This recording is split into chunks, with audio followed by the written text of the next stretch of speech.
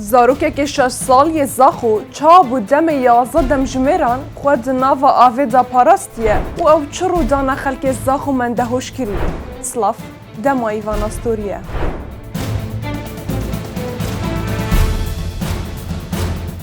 ڕوومەت دێوالی زاروکێکی دەڤەرە گولیایە. چیرۆکە ڕزگاربوونەوەی بوویە ڕۆژەف و بەردەوام لەسەر زارێ خەلکێ زاخویە. دان عمر دەبێژن معجیزەیە و دەستێ فریشتەیان لەگەلە.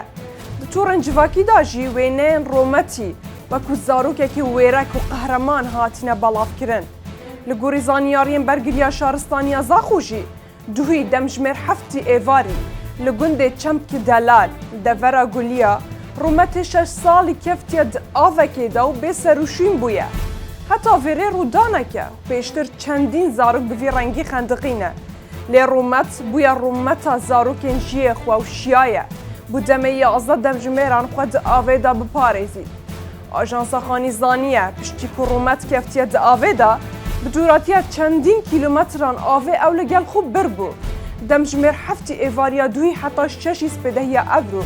Ew di nîveke avê de mabû. Hêdî xûnîzîkî berekî kir bû. û xwe pal da bû ser wî berî.